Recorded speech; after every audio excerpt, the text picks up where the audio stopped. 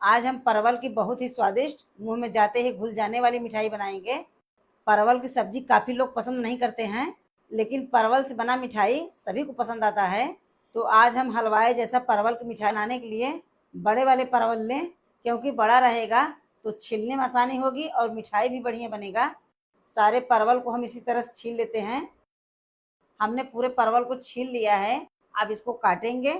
पहले इसके बीच में हम चाकू से चीरा लगाएंगे, यानी कि इस तरह से इसको हम काट लेते हैं।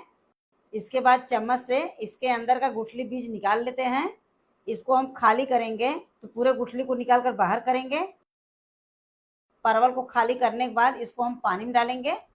हमें पूरी तरह से काट कर अलग नहीं करना है, केवल थोड़ा सा चीरा लगाएंगे और फिर चम्मच की मदद से सावधानी से सारे बीज को निकाल लेते हैं, ताकि परवल टूटे न।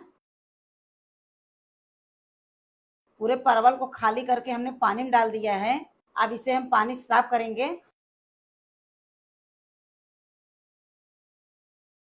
पानी से साफ करके इसको हम प्लेट में निकाल लेते हैं।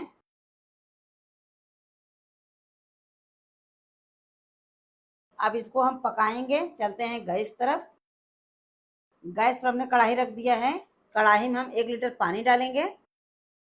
अब पूरे परवल को हम पानी में डालेंगे। आप इसको पतीले में भी पका सकते हैं या फिर गहरे पैन में पका सकते हैं। इसके बाद 1 चुटकी फूड कलर डालेंगे। एक खाने वाला हरा रंग है, इससे परवल का कलर बढ़िया बनेगा, लेकिन कलर डालना ऑप्शनल है। आप चाहें तो बिना कलर के भी बना सकते हैं। कलर को मिलाने के बाद इसको हम 4 से 5 मिनट तक मीडियम आंच पर पकाएंगे, लेकिन इसको ढकेंगे नहीं, ऐसे ही पकाएंगे। बहुत ज़्यादा देर तक नहीं पकाएंगे, नहीं तो परवल टूट जाएगा। केवल 4 से 5 मिनट तक पकाना है। 5 मिनट पकाने के बाद अब हम गैस को बंद करेंगे। परवल को हमें इतना ही पकाना है। अब इसको हम गर्म पानी से निकाल कर ठंडे पानी में डालेंगे। यहाँ पर हमने एकदम ठंडा फ्रिज का पानी लिया है। इसी पानी में पूरे परवल को डालेंगे। तो गर्म पानी से छान कर ठंडे पानी में डालेंगे, ताकि परवल ठंडा हो जाए। जब तक परवल ठंडा हो रहा है, तब तक हम चाशनी को पकाएंगे। अब इसी कढ़ाई में हम चाशनी को पकाएंगे। कढ़ाई में हम 2 कप चीनी डालेंगे। इसी कप से हम 1 कप पानी डालेंगे। जितना हमने चीनी लिया है उसका आधा पानी डालेंगे, क्योंकि हमें गाढ़ा चाशनी बनाना है। चीनी को लगातार चलाते हुए अच्छे से गलाएंगे। कोई तार की चाशनी नहीं बनाना है, केवल चीनी घुल जाने तक इसको पकाना है। चीनी घुलने के बाद चाशनी अच्छे से पक रहा है। अब परवल को ठंडे पानी से निकालकर चाशनी में डालेंगे। परवल के अंदर जो पानी है इस तरह से निकाल देते हैं, क्योंकि इसमें हमने कट लगाया था तो सारा पानी इसके अंदर भर गया है। तो पहले इसका पानी निकाल देते हैं, फिर चाशनी में डालेंगे।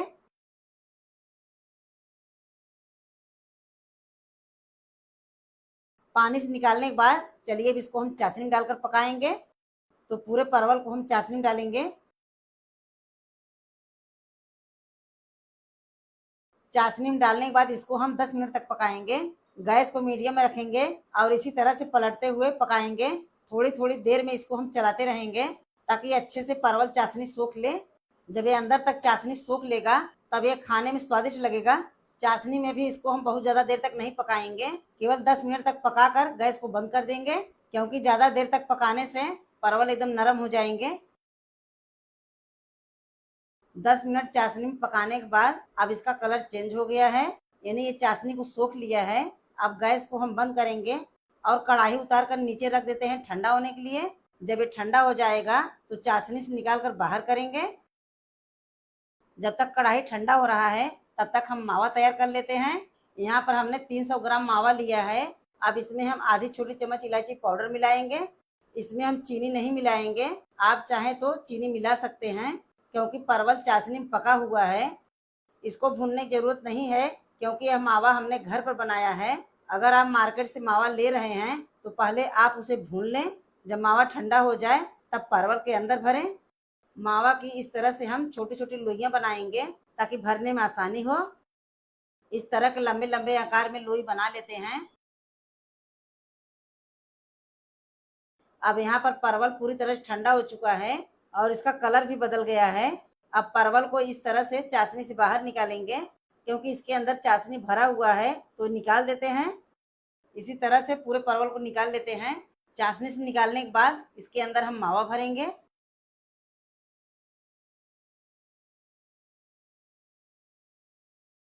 अब परवल के अंदर हम मावा भरेंगे। एक परवल उठाएंगे और एक मावा की लोई उठाएंगे। फिर मावा को इसके अंदर अच्छे से भर देते हैं। हमने मावा की लोई परवल के हिसाब से बनाया है ताकि परवल में आसानी से भर सकें।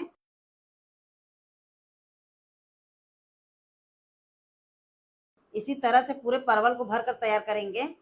भरने के बाद कितना बढ़िया लग रहा है, लेकिन जब इसको हम सजाएंगे तो और बढ़िया लगेगा। दिखने में एकदम हलवाई जैसा लगेगा। एक एक करके पूरे परवल में मावा भर देते हैं। यह मिठाई बनाना बहुत ही आसान है, बहुत ही आसानी से बनकर तैयार हो जाता है। अगर आप इस मिठाई को मार्केट से खरीदेंगे तो बहुत महंगा मिलेगा, लेकिन इस तरह से घर पर बनाएंगे तो थोड़े खर्च में मिठाई ढेर सारा बनेगा। पूरे परवल में हमने मावा भर दिया है। चलिए अब इसको हम सजा देते हैं। पहले कटा हुआ बादाम लगाएंगे, इसके बाद कटे हुए पिस्ता लगाएंगे। अब इसके बाद चांदी वर्क लगाएंगे। चांदी वर्क लगाना ऑप्शनल है, आप चाहें तो इसको न लगाएं, केवल मेवा लगाएं। सजाने के बाद आप देख सकते हैं कितना बढ़िया लग रहा है, एकदम हलवाई जैसा मिठाई बनकर तैयार है। मावा पूरी तरह से भरा हुआ है, बहुत ही स्वादिष्ट मिठाई बनी है। अगर आप एक बार बनाकर खाएंगे तो बार बार बनाने का मन करेगा। तो आप इस मिठाई को जरूर बनाइए और बनाने के बाद हमें जरूर बताएं यह मिठाई आपको कैसा लगा।